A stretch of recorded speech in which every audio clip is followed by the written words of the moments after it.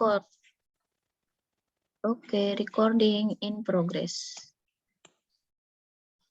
Mulai ya untuk nomor 1. Mbak Tiara tolong dibaca Mbak Tiara. Nomor 1. Suatu ekosistem kolam ditemukan makhluk hidup dengan rantai makanan sebagai berikut. Ganggang, ular, pengurai. Makhluk hidup yang tepat menduduki rantai makanan pada huruf X adalah Ya, ganggang, kemudian X, ular, dan pengurai. Kira-kira yang mana? Jawabannya Mbak Tiara yang mana? jentik, Bu. Jentik. Oke, kita bahas ya. Bentar, ada yang masuk. Udah. Oke, ini pelajaran kelas berapa ini? Rantai makanan kelas 4, kelas 5.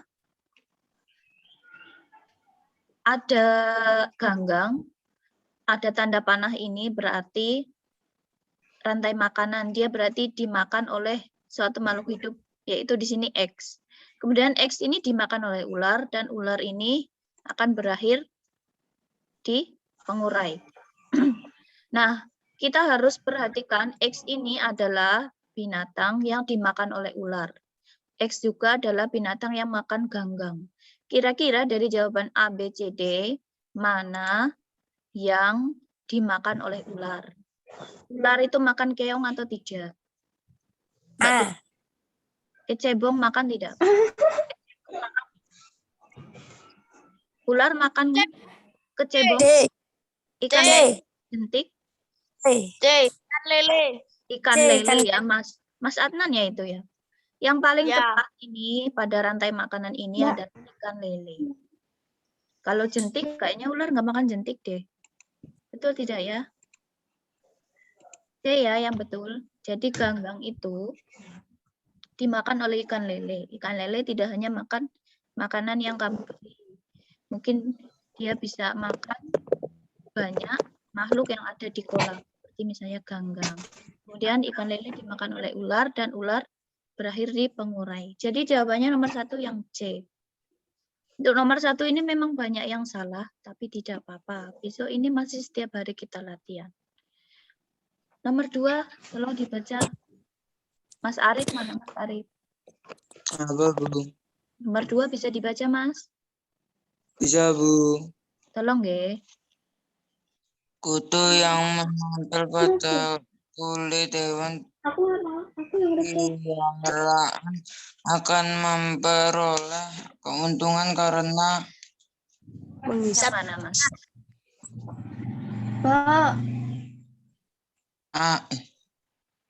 B, Bu. B. Jawabannya Arif yang B. B. Oke. Sebentar. Untuk nomor 2 ini ada kutu yang menempel pada kulit hewan piaraan. Nah, si kutu ini apakah mengisap darah? Apakah membutuhkan cairan? Atau membelah diri atau mendapatkan makanan? Mengisap darah ya. Betul, A. Mengisap darah. Ya, beberapa sudah betul. Bagus. Kutu itu dalam hal menempel kulit hewan itu tidak membutuhkan cairan dari hewan tersebut. Dia juga tidak membelah diri ya. Kutu itu bukan berkembang biak dengan cara membelah diri dan dia bukan mendapatkan makanan, tapi mengisap darah dari hewan piaraan itu. Nomor 3, tolong dibaca Mas Adnan.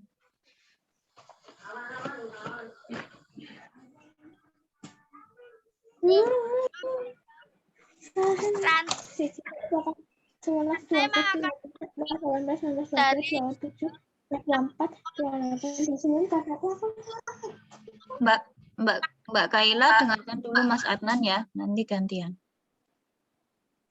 Kecil dan pengurai. Suatu saat ikan kecil ditangkap sehingga menjadi habis. Maka perubahan yang terjadi adalah B.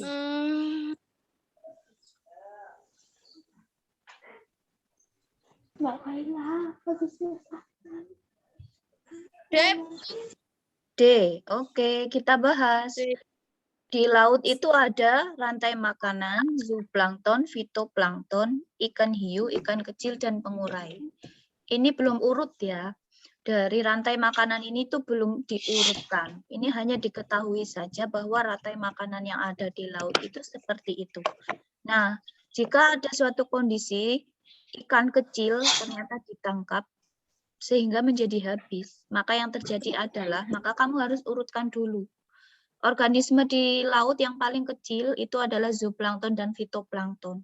Mereka itu sama-sama plankton tapi hanya berbeda bentuknya. Zooplankton itu mirip memiliki alat gerak seperti hewan, maka disebut zooplankton. Kemudian fitoplankton itu juga memiliki kebiasaan seperti tumbuhan, namanya jadi fitoplankton. Zooplankton dan fitoplankton ini dimakan oleh ikan-ikan kecil. Ikan-ikan kecil ini dimakan oleh ikan hiu. Dan ikan hiu nanti akan setelah mati akan ada pengurai ya sebagai akhir dari rantai makanan. Jadi urutannya adalah zooplankton atau fitoplankton, kemudian ikan hiu, ikan kecil, ikan hiu baru pengurai. Jika ikan kecil habis, apa yang terjadi? Ikan kecil tadi habis, maka dia kan tidak bisa makan zooplankton, tidak bisa makan fitoplankton. Akhirnya zooplankton atau fitoplankton itu makin banyak. Makin banyak karena nggak ada yang makan. Setelah itu, kalau tidak ada ikan kecil, ikan hiu makan apa? Fitoplankton. Ya, ikan hiu kan makannya ikan kecil. Maka yang terjadi jika ikan kecil itu habis adalah zooplankton bertambah karena nggak ada yang makan. Dan ikan hiu akan kelaparan karena tidak ada ikan kecil yang dimakan. Jadi jawabannya yang D, betul Mas Adnan. Ada pertanyaan tidak ini? Nomor 3. Enggak. Oke, jelas. Sekarang Mbak Kaila mana? Tadi ada suaranya. Halo Mbak Kaila. Kan daftar Ya, perhatikan daftar. 1 padi, 2 bambu, 3 salak, 4 jagung. Tumbuhan yang memiliki persamaan adaptasi ketika kekurangan air adalah nomor B.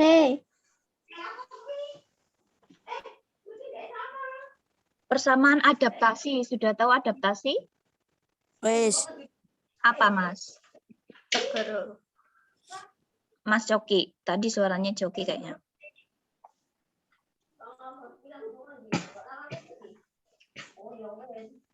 Nggak tahu. Nggak tahu? Oh iya, adaptasi itu artinya adalah sebentar. Adaptasi itu adanya penyesuaian diri. Ada yang belum bisa masuk ini sebentar ya.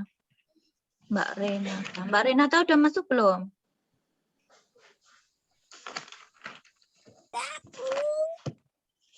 Mbak Renata. Oh, udah. Suaranya kok gitu? Bentar ya. Kalau belum masuk itu jangan-jangan bukan Renata itu. Tak kasih tahu ini passwordnya.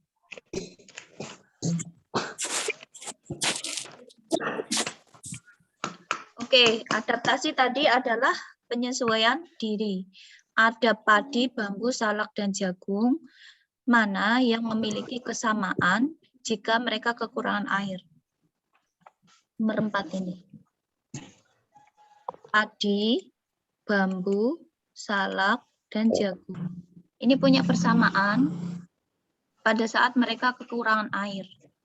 Nah, kalau kamu perhatikan, nomor 1, padi, kemudian nomor 2, bambu, salak, dan juga jagung. Ini kan mereka punya adaptasi masing-masing.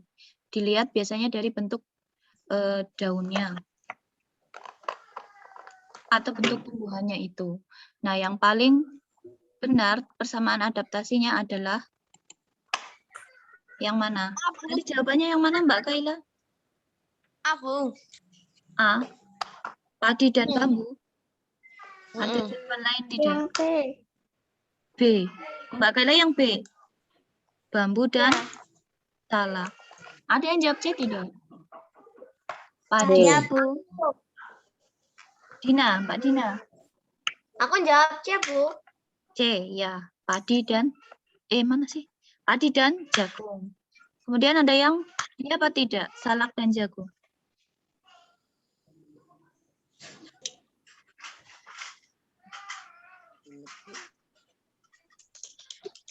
Ya. Nah, untuk menjawab soal seperti ini, jika kamu mengerjakan di rumah dan masih bisa membuka buku, kemarin kan kamu masih bisa membuka buku, atau membuka internet, kamu bisa mencari tumbuhan yang memiliki adaptasi ketika kekurangan air. Apa ciri-cirinya mereka?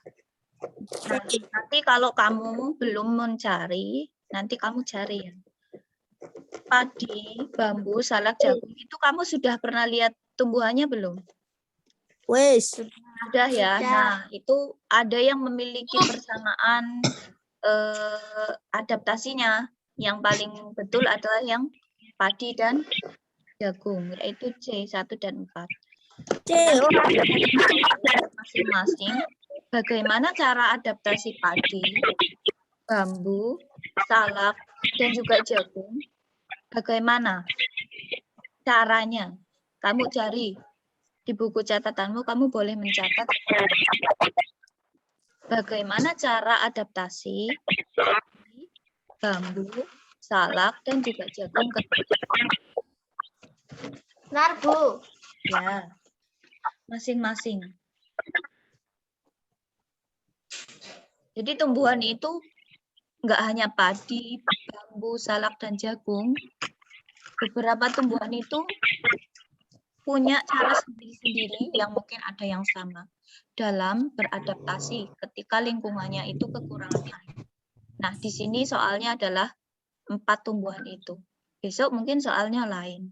Nah, kamu harus cari tahu beberapa tumbuhan ini dan mana yang sama. Oke? Dilanjutkan dulu nomor 5. Perhatikan gambar berikut. Mas Coki, tolong dibaca, Mas Coki.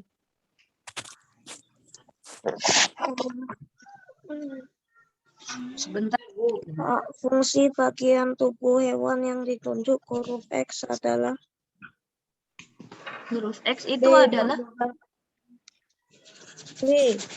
memudahkan berjalan di lumpur. Ya, itu adalah kaki bebek yang memiliki selaput.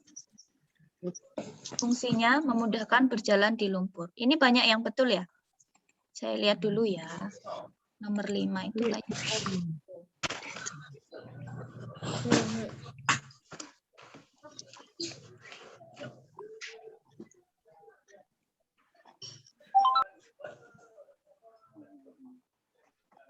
Oke, nomor 5 banyak yang betul. Sekarang nomor 6. Siapa yang mau membaca nomor 6? Mbak Siva.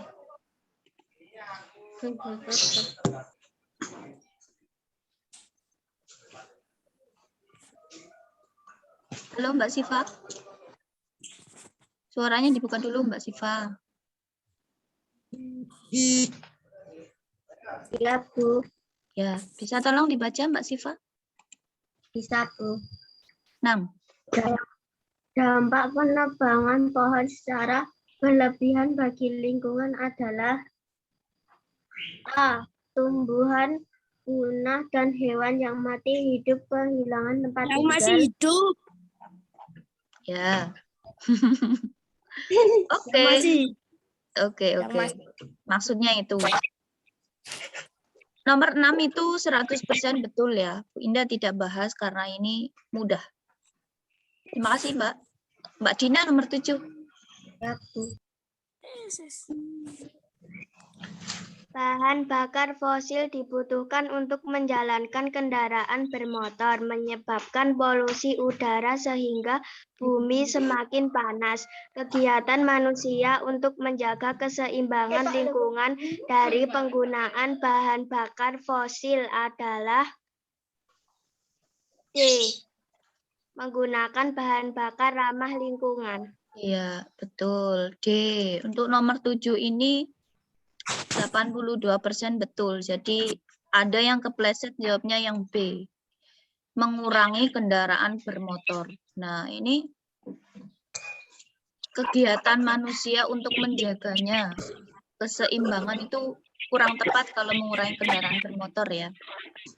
Nah, karena ini adalah teknologi, nah, kita bagaimana tugasnya menciptakan teknologi yang ramah lingkungan.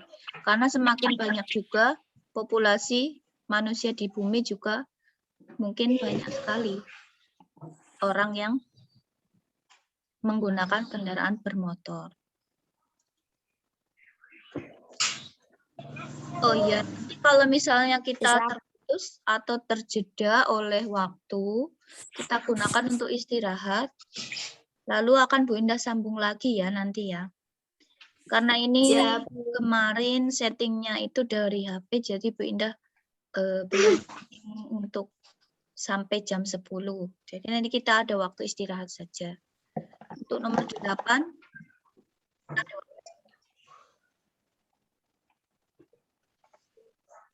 mana ini yang datang? Mbak Bilkis. Tolong Mbak Bilkis nomor 8. Hewan yang memiliki kesamaan daur hidup seperti gambar tersebut adalah belalang dan nyamuk. Itu gambar apa Mbak Bilkis?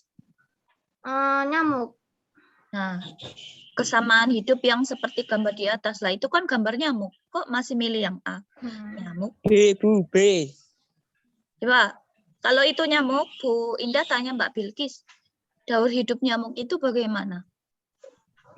Ada telur. Dia bertelur, terus telurnya menjadi jentik-jentik, terus menjadi kepompong, dan menjadi nyamuk lagi. Iya. Termasuk daur hidup yang bagaimana? Sempurna atau tidak, Mbak? Sempurna. Oke.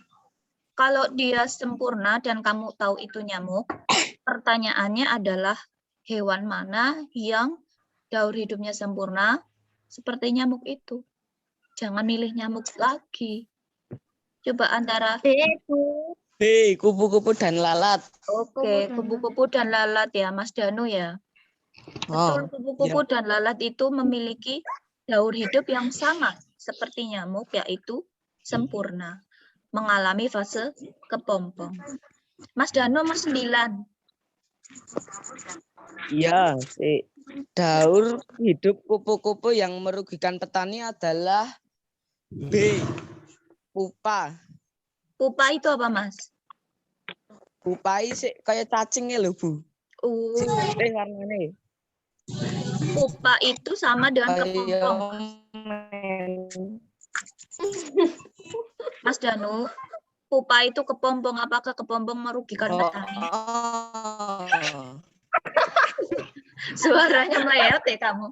Itu sinyalnya jelek ya. Larva, Ding. Larva. Larva itu apa, Mas Danu? Larva itu kayak cacing. Larva itu ulat ya. Kupu-kupu itu mengalami fase telur. Setelah telur itu ulat, kepompong, dan kupu-kupu. Nah, dari 4 fase itu, nah iya itu. Yang merugikan petani adalah yang ulat, karena memakan daun dan juga buah. Ulat itu, bahasanya lain itu adalah larva. Kalau imago apa, Mas Danu? Apa? Imago.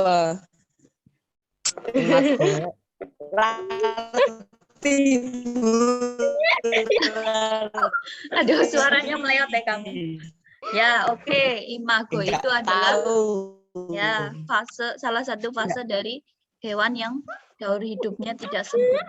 Ya, jadi setelah telur, kemudian dia menjadi apa itu namanya? Kok lupa? Hewan yang lebih kecil itu apa namanya? Kemudian baru menjadi imago. Imago itu adalah dewasa. Oke. Lanjut dulu ya. Nomor 10. Mbak Febri baru datang ya, Mbak Febri? Ya. Ya, alhamdulillah sudah nyambung. Maaf tadi belum tak balas WA-nya. Ya. Mas Zaki mana ya? Belum ada suaranya. Halo? Mas Zaki? Ya, bisa dibaca tolong nomor 10. Bagian yang ditunjuk berfungsi untuk A. Membantu bernafas. Oke, nomor 10 itu adalah bagian dari sistem pernafasan pada unggas. Di sini ada gambar burung dan ada huruf X yang ditunjuk. Nah, ini ada saluran juga. Ini bisa kamu cari sendiri apa fungsinya. Kemudian yang ini yang di belakang, ini juga kamu bisa cari sendiri ya.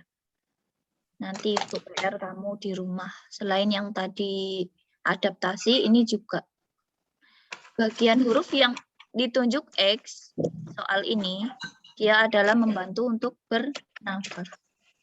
Bernapas. A, nomor 10. Mas Aril, ada nggak Mas Aril?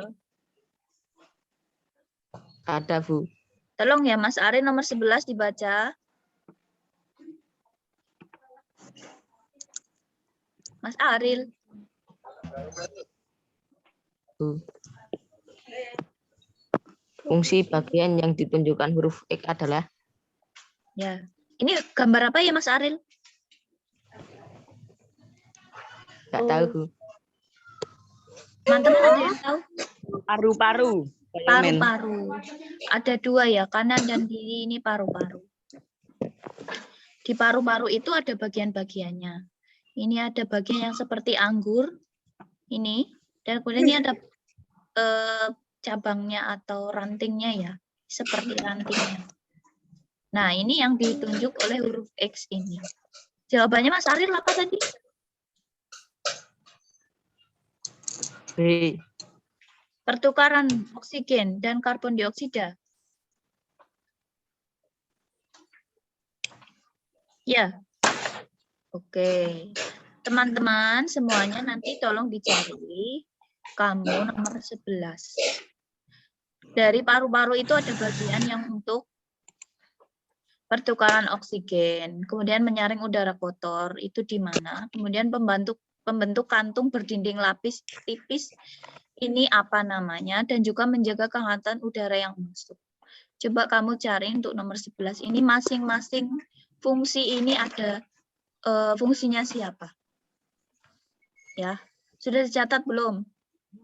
Belum, Bu. Ya. Fungsi paru-paru. Nanti maksudnya ada bagian-bagian di paru-paru, kamu cari fungsinya. Ini namanya apa yang seperti anggur, kemudian ini apa yang seperti batang. Cabang-cabang ini apa? Kalau nanti kurang jelas, Bu Indah sampaikan lagi di grup ya. Itu aja ya. Sampaikan nanti. Nomor 12. Bu ngasih nomor piro ya, Bu? Sekarang 12. Betul kan? 12? Ngasih Ketuk 35. 35. Ini nomor 11 tadi jawabannya yang betul adalah yang C. Pembentuk kantung berdinding tipis. Nah, kamu nanti tugasnya nyari tahu ini namanya apa, organnya. Nanti Bu Indah sampaikan di grup tugasnya. Nomor 12 sekarang. Apa ya 12 yang benar? Mbak Alifa ada, Mbak Alifa? Halo, Mbak Alifa. Dibuka mic-nya.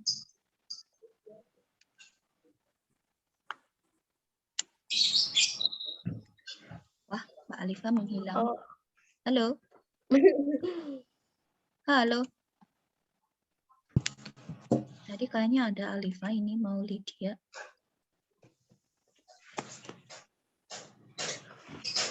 Mbak Keisha ada, Mbak Keisha.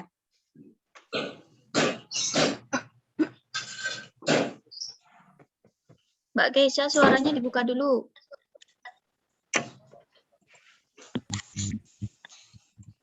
Udah enggak ini Mbak Keisha? Keisha. Enggak ada juga. Mbak Dita. Udah belum Mbak Dita?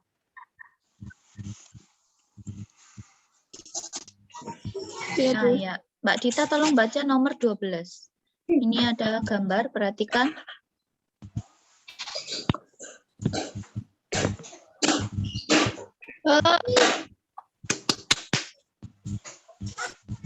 Halo, Mbak Dita? Proses. Halo. Ya, proses.